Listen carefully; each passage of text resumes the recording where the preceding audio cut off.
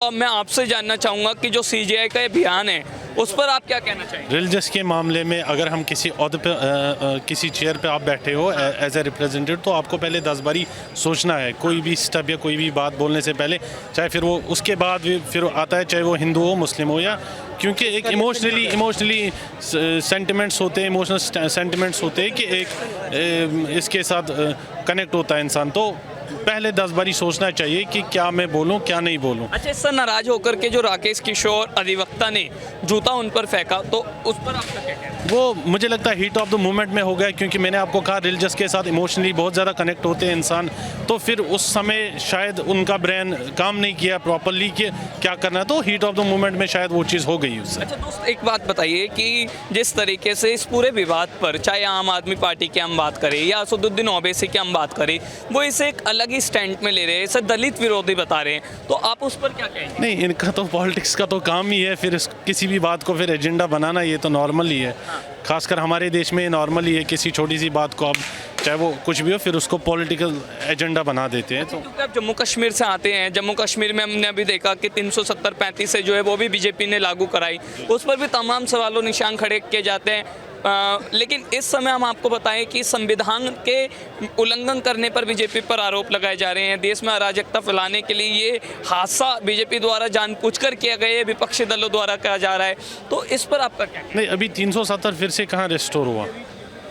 नहीं, मैं आपसे पूछ रहा हूँ कि जब वो हुआ था तब भी ऐसे ही आरोप हमने देखने और सुनने को मिले थे, पर अब इस विवाद पर भी बीजेपी पर आरोप लगाए जा रहे हैं कि बीजेपी ने जानबूझकर ये कराया है क्योंकि वो दलित विरोधी विचारधारा। ये एक बहुत बड़ा मसला है, ये एक हिस्टोरिकल मसला है, जो बड़े बड़े ब्यूरोक्रेट्स कह सकते हैं, हम ऐसे थोड़ी आम आदमी क्या कहेंगे 370 पे या 35 पे, हम मुझे नहीं लगता ऑन कैमरा हम इस पर कोई भी टिप्पणी दे सकते हैं।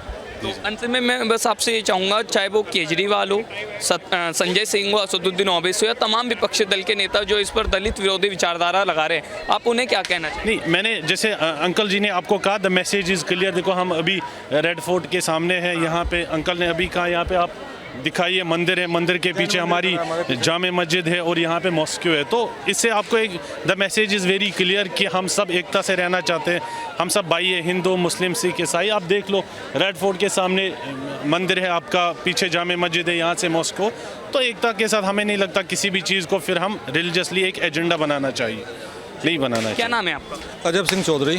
सर कहाँ से हैं आप? मैं दिल्ली से बिलोंग करता हूँ। दिल्ली से। सर 16 सितंबर को BR गवई द्वारा एक जो है विवादित बयान दिया गया, जिस पर जो है उन्हीं के वरिष्ठ अधिवक्ता राकेश किशोर द्वारा जूता फेंका गया, जिसे जो है आम आदमी पार्टी हो या असदुद्दीन ओवैसी से दलित विरोधी विचारधारा बता रहे भाजपा के और कह रहे कि कायराना हमला किया गया, उस पर कोई एक्शन भी नहीं हुआ, इस पर आप क्या कहना चाहिए? नहीं, एक्शन क्यों नहीं हुआ? उनका लाइसेंस रद्द हो गया, उनको साथ के साथ सब कुछ का एक्शन हो गया, उनके ऊपर कैसे कौन कहता है एक्शन नहीं हुआ?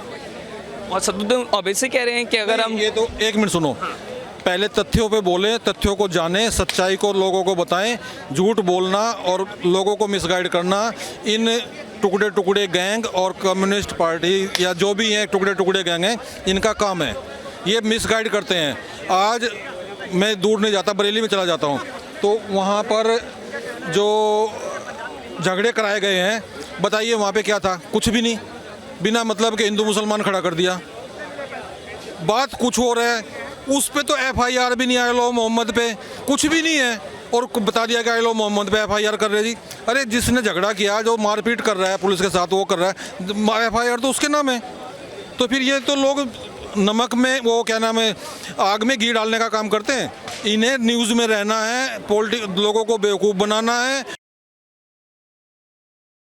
तो लोगों को बेवकूफ़ बनाना है, और बेवकूफ़ बनाने वाली पब्लिक खड़ी है। आप ये देखिए, ये चांदनी चौक है, सामने लाल किला मेरे देश का, तिरंगा झंडा फहर रहा है, आगे हमारा गौरी शंकर मंदिर हो गया, जैन मंदिर हो गया, पीछे मस्जिद होगी, जामा मस्जिद होगी, आगे गुरुद्वारा हो गया, उससे आगे मस्जिद होगी, यहाँ पूरा हिंदुस्तान बस रहा है। कौन लड़ रहा है बताइए? कोई भी लड़ रहा। लेकिन वहीं हमने देखा अभी केजरीवाल और उनके जो एक बड़े नेता है संजय सिंह, उन दोनों ने कहा है कि ये जो है दलित विचारधारा को जो है उसके विरोधी है।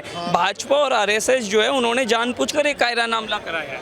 भाजपा और RSS से कोई वो वकील साहब नहीं जुड़े हुए हैं, वो सिर्फ बीजेपी के एक वोटर हैं, वोटर जो देश के विकास को देख के सिर्फ वोट दिया है उन्होंने मोदी फैन नहीं है या बीजेपी के वर्कर नहीं है या सदस्य नहीं है, कुछ भी नहीं है वो लोग। अच्छा, इनको न्यूज़ में आने का तरीका है क्या? केजरीवाल ने अपने थप्पड़ नहीं मरवाए? न्यूज़ में आने के लिए प्राइम टाइम की वैल्यू 90 लाख रुपए पर सेकंड है, और प्राइम टाइम में आधा घंटा खा गए तो भाई साहब जी एडवर्टाइज हो गया उनका। तो उन्होंने अपने एडवर्टाइज के लिए बोलना, और उल्टा सीधा नहीं बोलेंगे तो दिखाएंगे कौन? आप लोग दिखाएंगे? फिर बिल्कुल भी नहीं पूछेंगे, कोई भी नहीं दिखाएगा उनको न्यूज़ में। तो न्यूज़ जो दिखता है वो बिकता है, ऐड कर रहे हैं वो अपने आप को सर्वे सर्वा समझते हैं, और है कुछ भी नहीं। देश ने उनको नकार दिया, मिट्टी में मिला दिया, बिल्कुल ख़त्म कर दिया। जब कोई उनका कहना नहीं मानता वो उल्टे सीधे बयान दे के पब्लिक के बीच में पब्लिक को बरगलाते हैं। और इसको दलित विरोधी किसने बनाया? कुछ भी नहीं है ना, सीजेआई दलित है ही नहीं, वो तो बौद्धिज्म है, उन्होंने तो बौद्ध धर्म धारण कर रखा है, तो दलित तो है ही नहीं वो। लेकिन तमाम विपक्षी दल तो ये कह रहे हैं ना कि एक सीजेआई जो भारत के इतने बड़े मुख्य पद पर है उन पर जूता फेंका गया और दलित विरोधी चेहरा। ये मेरे देश की विडंबना है कि मेरे देश के वासियों को असलियत का पता भी नहीं होता और बिना मतलब के डंडे उठा के खड़े हो जाते हैं। ठीक मानते हैं कि जो राकेश किशोर ने उन पर जूता फेंका, क्या वो ठीक था? नहीं, जूता फेंकना उनका पर्सनल व्यू था और पर्सनल सोच थी कि मैं कैसे विरोध जता सकता हूँ।